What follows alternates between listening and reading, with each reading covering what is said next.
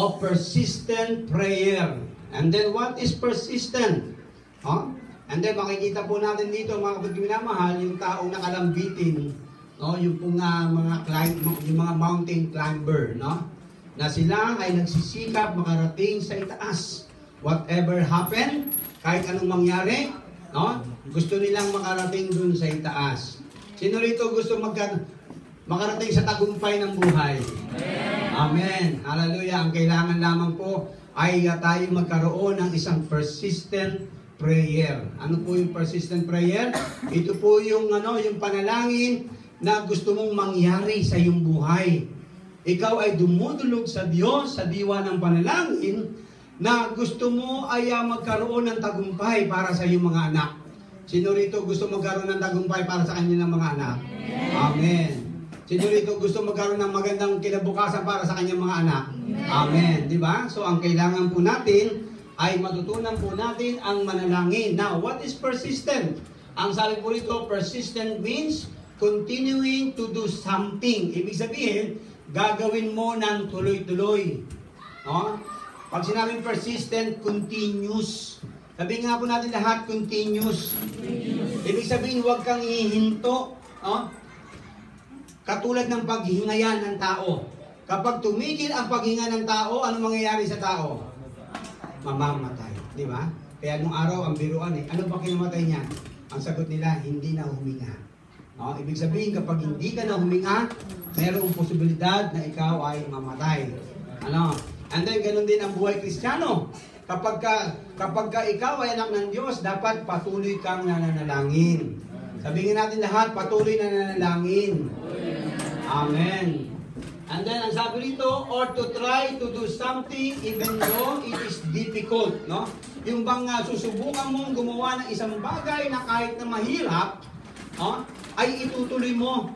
Minsan may mga panalangin tayo, mga kapatid kong minamahal, na para bagang walang tugon.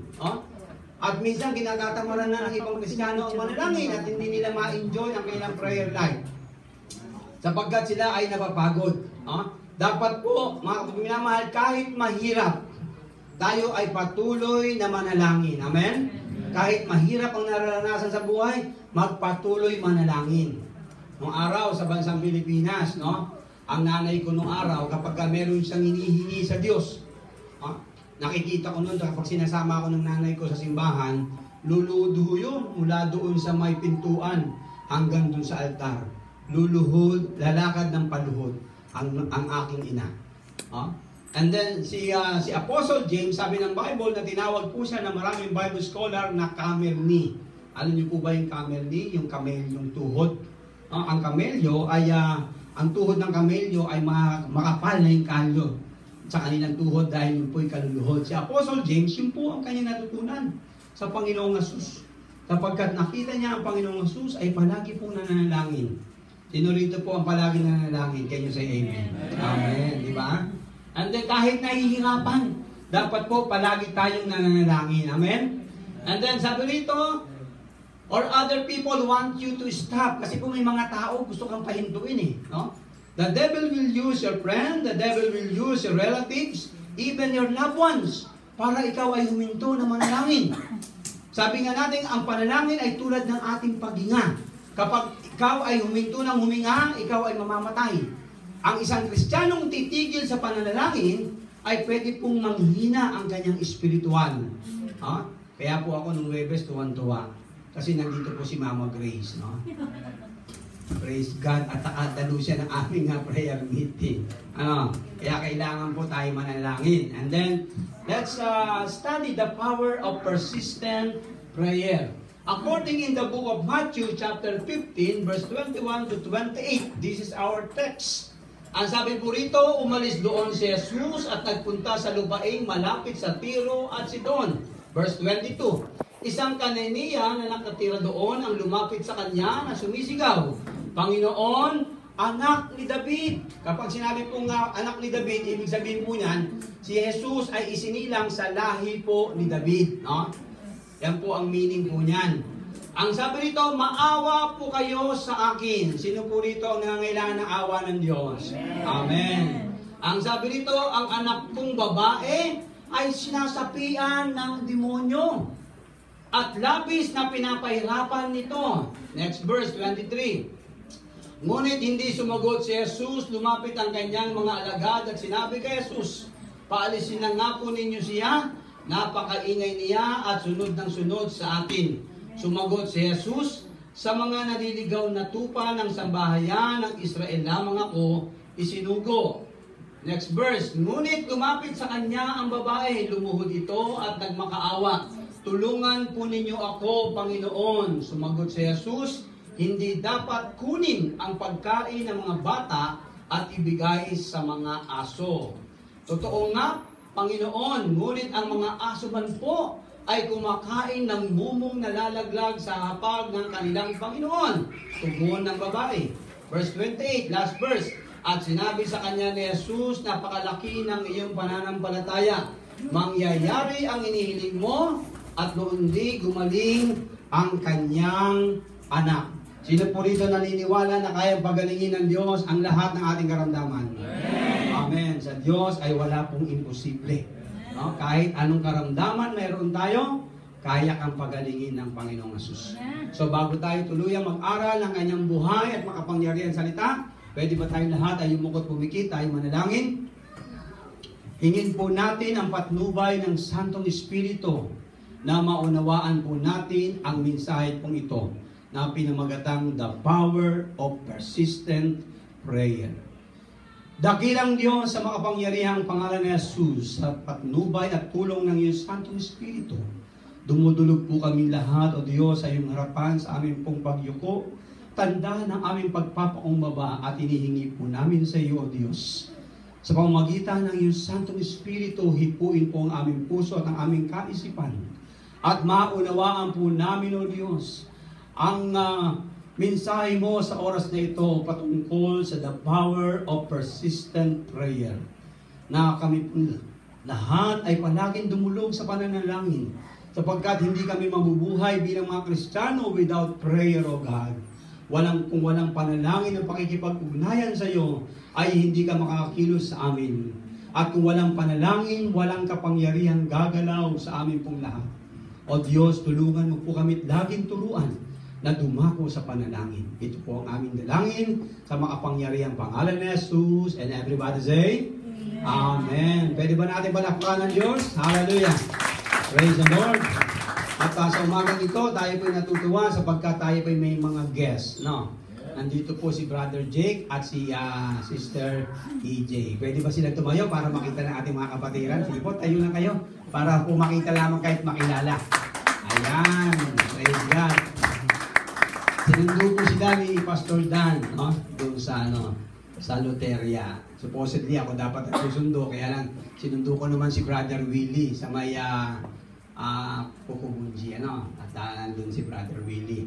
At ganun din yung ating pong couple, ano? Si Brother Iman, tsaka si Aiko.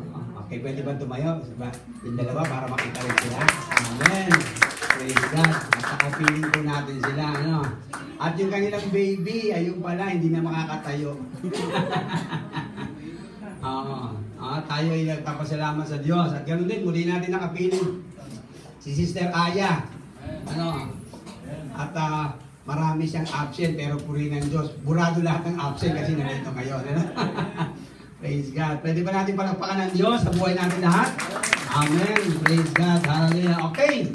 Sa ating pong patuloy na pag-aaral, mga kapatid minamahal, this is our number 1. Para po magkaroon ng matibay at matatag na pananampalataya ang bawat Kristiyano.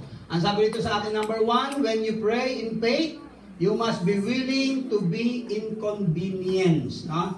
Dapat daw po mga kapatid minamahal, kapag tayo mananalangin, ay panalangin na may pananampalataya. Sabihin natin lahat, prayer with faith.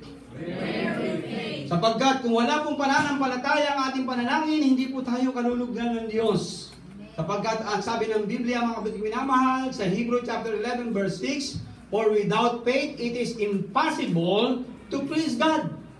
Hindi po daw natin malulugod ang Diyos kung wala po ang pananampalataya. Kaya napaka-importante ang ating pananampalataya sa Diyos.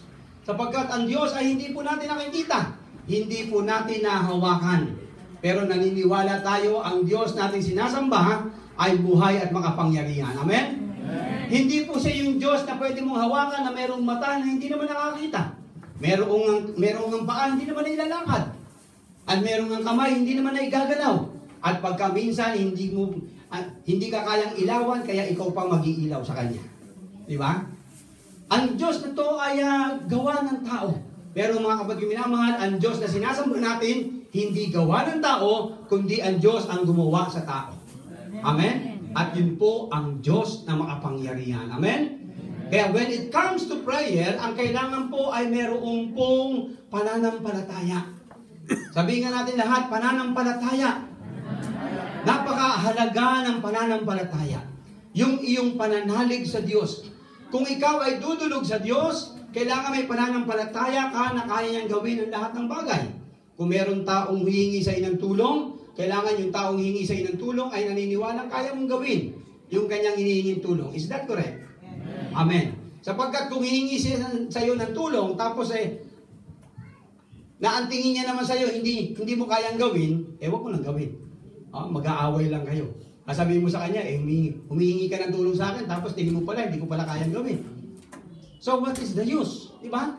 Walang kwenta. Kaya po dito mga kapatid minamahal, ang sabi po rito, kailangan kapag tayo po'y dumudulog sa diwa ng panalangin, kailangan may pananampalataya. At napakalaga doon natin maunawaan, dapat willing tayo na kahit na hindi maganda ang pakiramdam, inconvenience, no? Hindi ka, wala ka sa mood, pero kailangan mong manalangin. And then bakit po? Sapagkat ang sabi po doon sa talata na ating mong binasa, umalis doon si Jesus at nagpunta sa lupaing malapit sa Tiro at Sidon. Isang Kananiya. Yung pong Kananiya, mga kapatid minamahal, hindi siya kabilang, ang babae ito hindi kabilang sa bayan ng Israel. Ibig sabihin, Gentiles. Nung araw, nung panahon ng Panginoong Jesus sa hermeneutics, mga kapatid minamahal, kapag ikaw ay hindi kabilang sa bayan ng Israel, hindi ka itinuturing tao ng Diyos. You are not belong to the nations of God. And then you are not God's people. And then kapag gano'n ang tingin sa'yo, you are Gentiles. Tayo po ay Gentiles. Tayo ay mga hentil. Hindi kabilang sa bayan po ng Diyos. Pero ang Kananiyang ito ay tinugon ng Diyos sa kanyang pamamanhikan o sa kanyang panalangin. Ang sabi po rito, doon ang dumapit sa kanya na sumisigaw, Panginoon, anak ni David, maawa po kayo sa akin. Ang anak kong babae ay sinasapian ng demonyo. Sabi po dito ng verses. At labis na pinapahirapan nito. Lumapit siya kay Jesus at sa kanyang paglapit kay Jesus ay hindi tahimik. Ang paglapit niya po kay Jesus, sabi po rito, sumisigaw. Alam niyo naman, ang babae kapag sumisigaw, di ba? Tiklop kami mga lalaki. Kapag ang babae na sumigaw. And then, hindi nila alam, kami mga lalaki ay understanding na. Oo.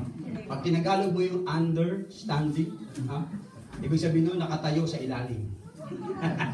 Hindi ho. Ibig sabihin, inuunawa lang namin. Ganyan po kami mga lalaki mo pagmahal. Maunawain. And then, sabi po rito, mga kapatid minamahal, sumisigaw yung babae. At sa kanyang pagsigaw, tinatawag niya, hinihingi niya yung awa ng Panginoong Jesus. And then, ang babaeng ito talagang nagpupumilit. Ang kanyang pananalangin sa Diyos ay persistent. Ibig sabihin po, ipinagpipilitan niya yung kanyang panalangin sa Panginoong Jesus. Kaya minsan, daig pa ng mga babae ang mga lalaki. Kasi may mga lalaki na they are easy to give up. Pero ang mga babae, hindi gumigive up. Amen ba dyan mga babae? Amen! Tuwan-tuwa naman yung mga babae. Sabi ng mga babae, nakaisa din. And then may mga babae talagang hindi agad-agad sumusuko. Talagang idinudulog nila sa Diyos ang kanilang mga hinaing. Ang babaeng ito, mga kapatid minamahal, yung kanyang anak, ay inaalihan ng demonyo. And then at that time, wala siyang ibang lalapitan kundi ang Panginoong Jesus. Sapagkat alam niya na kayang gawin ni Jesus ang kanyang hinihiling. Sino rito po naniniwala na kapag tayo dumulog kay Jesus o lumapit sa Kanya, kayang gawin ni Jesus lahat ng bagay para sa Kanyang kapurihan?